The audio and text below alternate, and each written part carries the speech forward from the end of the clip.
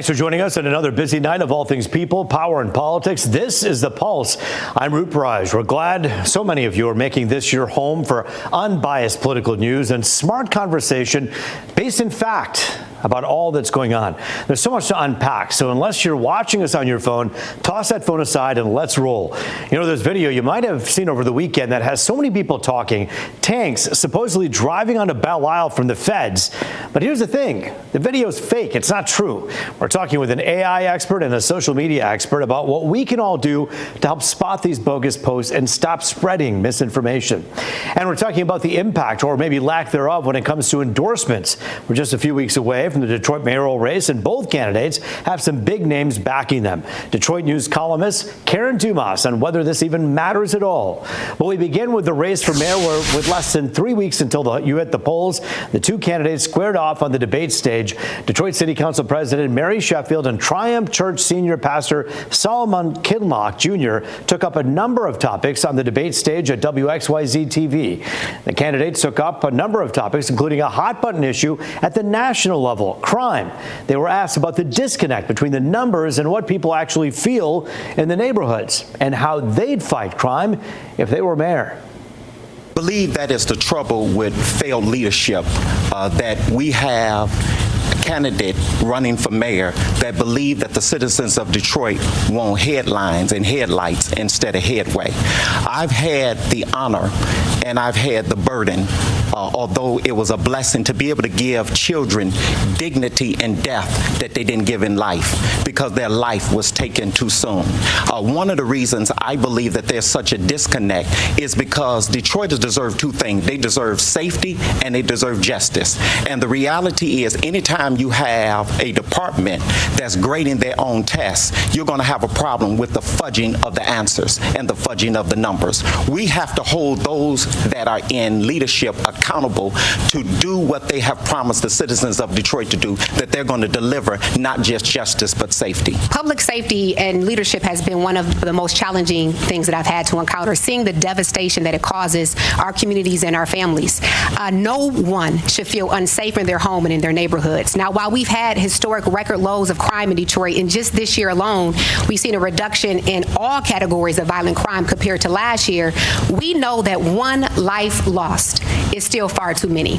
I believe in a comprehensive and holistic approach to public safety that is rooted in strong partnerships with our law enforcement agencies and our community.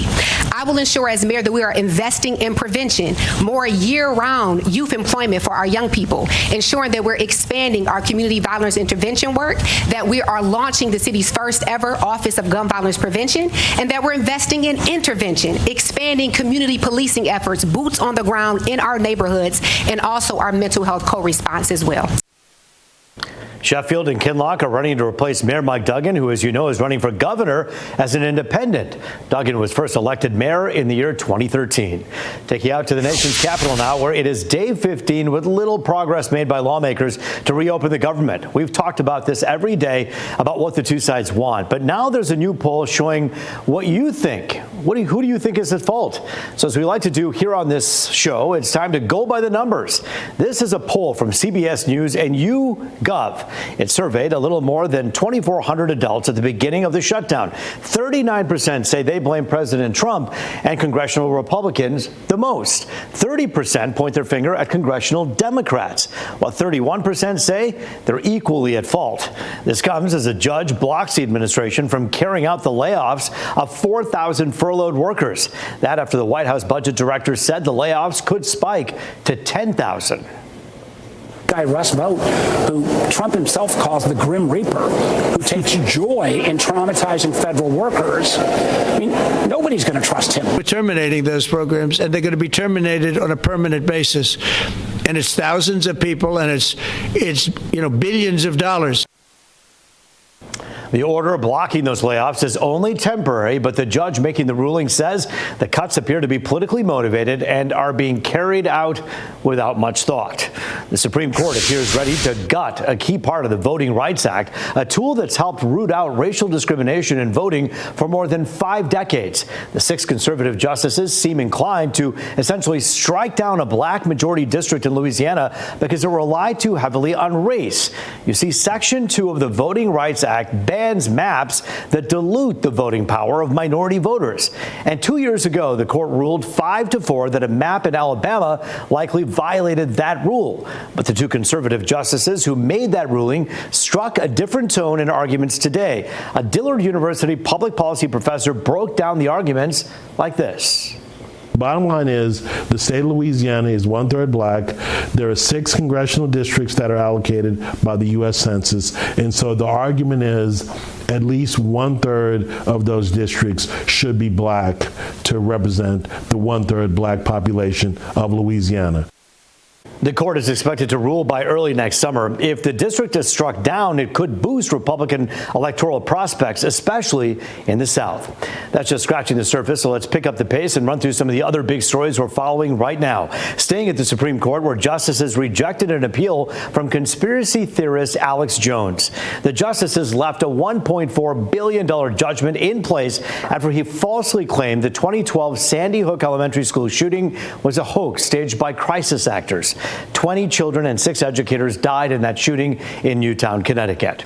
Staying in court, where a Rhode Island federal judge accuses the Trump administration of trying to bully states into accepting conditions to get money from FEMA. 20 Democratic state attorneys general sued, saying the Trump administration required them to commit state resources to immigration enforcement to get disaster funding. The judge ruled last month the Homeland Security Department couldn't impose those requirements, but the AGs, well, they say the conditions are still attached. The judge gave DHS 7 days to remove that language. And dozens of reporters hand over their access badges and exit the Pentagon. This is after they refused to go along with Defense Secretary Pete Hegseth's requirement to not ask Defense Department staffers about anything not authorized for release, even if the information isn't classified. News outlets were nearly unanimous in rejecting the rules. The outlets have vowed they will cover the Defense Department like normal, even if they can't work inside the Pentagon. We're turning our attention to misinformation warfare after the break. A social media post making the rounds claiming tanks were headed onto Belle Isle. That wasn't true. So how can you spot these false images? You're watching The Pulse on Fox 2.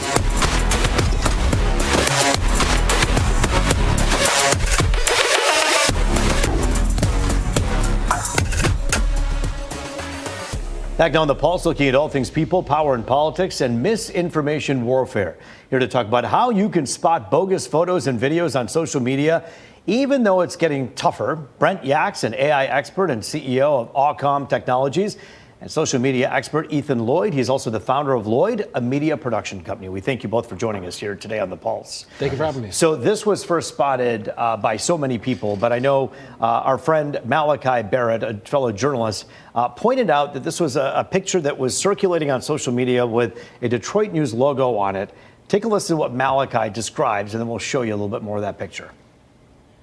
This is a page that makes a lot of AI videos that are for entertainment and comedy purposes, parody purposes. That just went over a lot of people's heads. I think because there was a news organizations like Masthead on it, it kind of lent itself to legitimacy. But more so, it looked pretty real. I mean, I feel like I'm pretty good at spotting AI content, but it's getting harder and harder. I'm pretty plugged into the news. I would have known if there were tanks crossing the MacArthur Bridge to Belle Isle. It doesn't make sense for a lot of reasons. First of all, I don't even think the bridge could handle tanks of that weight. So, this immediately to me was not real, obviously. But I was surprised at how many people in the comments were talking about, oh, thank you, President Trump. This is a great idea. It's about time, or, reacting negatively. Oh my gosh, I can't believe that they're actually doing this. So a lot of people did take it at face value and believe that it was real. If it's convenient that you're seeing a video that kind of reinforces a viewpoint you have, that might be a reason to take a step back and just do a little bit of extra searching to make sure that what you're viewing is legitimate. And the AI it already is at a point where a lot of people can't point it out. It's going to become even more so and even faster.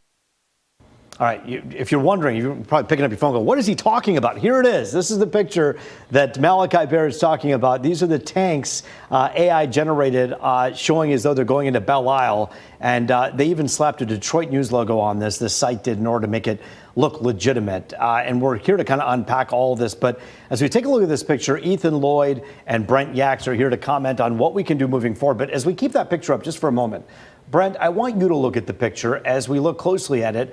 To me, a giveaway right away is the lighting, the differences in shadows and lighting. And I think that that's something that in television we look at a lot, and perhaps you in your business. What do you see that just is a dead giveaway that that's a fake picture right away?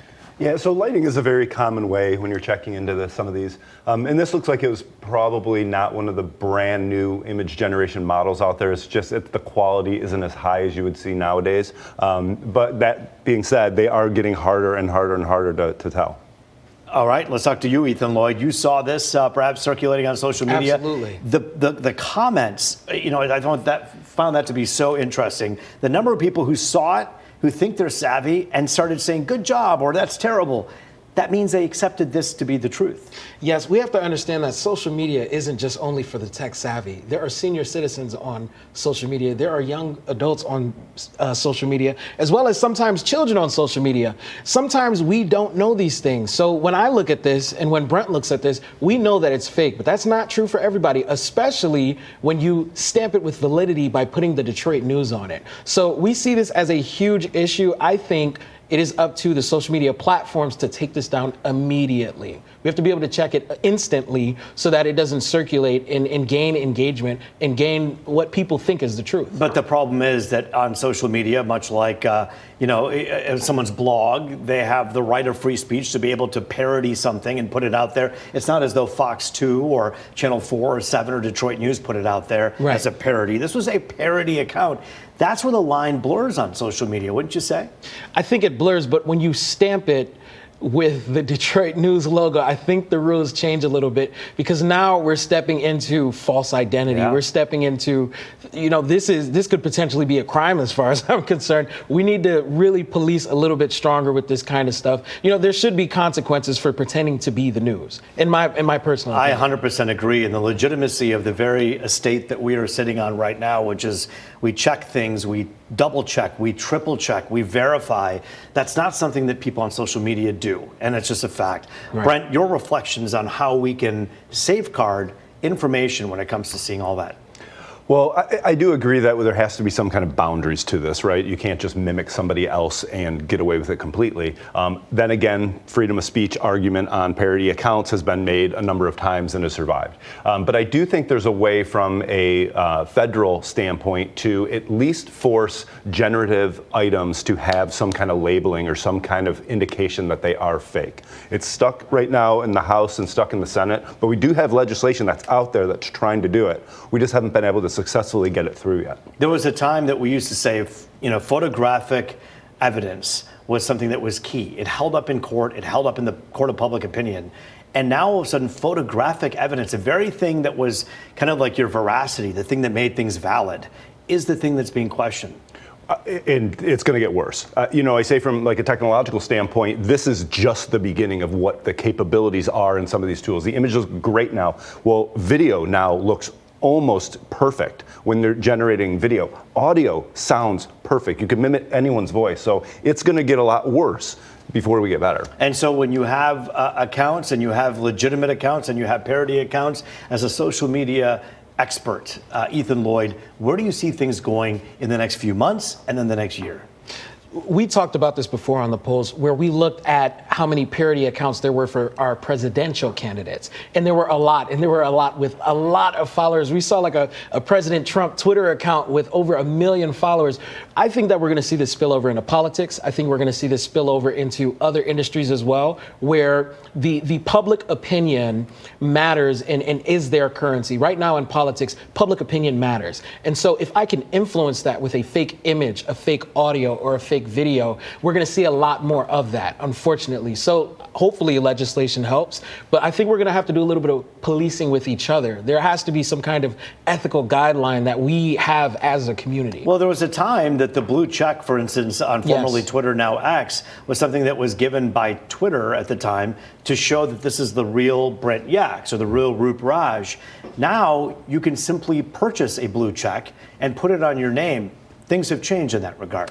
Yeah, and that does make it a little more difficult, especially to figure out what's legitimate or not. But I think there is going to have to be some type of personal accountability to scrutinize things that you see. When something comes out and you see it and your first reaction is emotional, maybe wait before you post it and before you share it, and maybe actually take some steps to see if it's fake. There are sites out there. There are companies out there creating tools to be able to check if things are fake. Google's starting to add tools to be able to check if things are fake. So we're trying to go that direction. I think it's also a great opportunity for the media to, again, be that source of truth, that single source of truth that people can go to and see if these things are real or not. I think it's great when I hear some of the Fox 2 viewers will say, hey, I'm just triple checking or double checking something I saw online, and I'm checking your website to make sure that the governor actually said that or a state senator actually said that.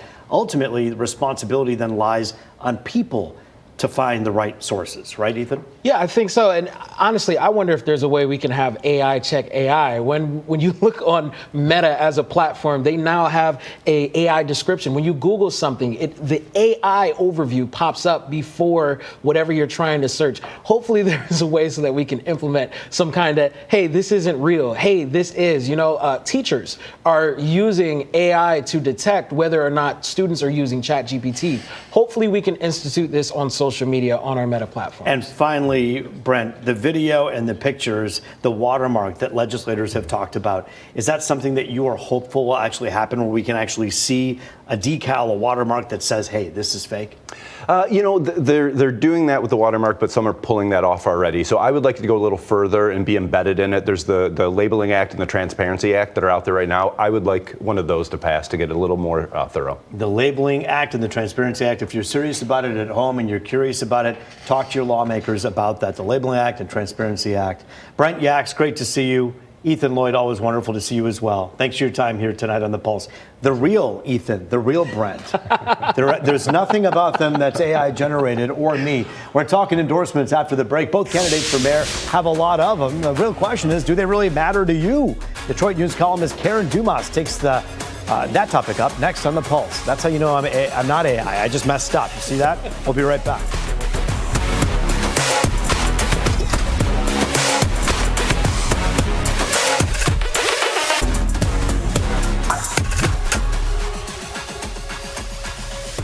It is People, Power, and Politics. Welcome back to Detroit's only nightly political talk show. This, my friends, is The Pulse, here via Zoom to talk about the impact endorsements have on our votes. Detroit News columnist Karen Dumas. She's also with the No BS News Hour, a popular figure in our great city. And Karen, always good to see you. Thanks for joining us here on The Pulse. Thank you, Rube. Thank you. So I want to begin by asking about the debate across the street at Channel 7. You caught bits and pieces. We showed a piece of it here on the air. Any surprises? How do you think the two candidates did? Well, yeah, I was surprised because I saw some energy and some fire in Pastor Kinloch, which I've not seen before. So he is, putting forth some effort tonight that I haven't seen in his past presentations. Well, he has everything to gain, and Councilwoman Sheffield has everything to lose by doing a debate like that. And it's important for them to both get out in front of everybody, especially for those who are undecided. Let's begin with some of the endorsements, the mayoral endorsements here. I'll kind of go through them. Detroit Free Press, as you know, just yesterday said, hey, we're endorsing Sheffield. Detroit News, Sheffield. Michigan Chronicle, Sheffield. But then you have the AFSCME Council 25 saying Kinloch is our guy.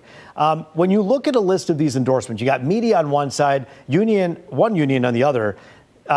What difference does it make what some of these organizations think of these candidates?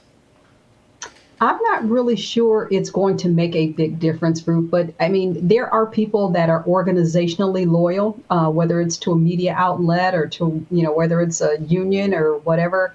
And so that may speak to some people, but I'm not so sure how it's going to translate into votes. You've got to remember, too, a lot of people that are in these organizations or may read the paper, or they don't live in the city. So I'm not so sure that those endorsements will translate directly into more votes. You look at some of the governor's stuff that's going on here. You got the Teamsters local that says, hey, we're for Benson. But then you have Detroit Regional Chamber, the PAC there saying we're for Duggan. You have others, including Reverend Wendell Anthony and other pastors who are throwing their support behind Mike Duggan. What are your thoughts on that?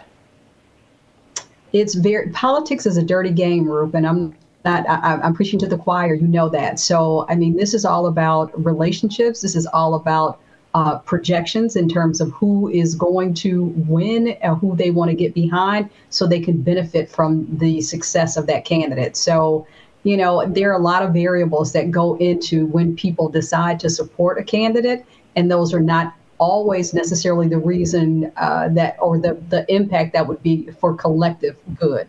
It may be a little more individual than it is comprehensive.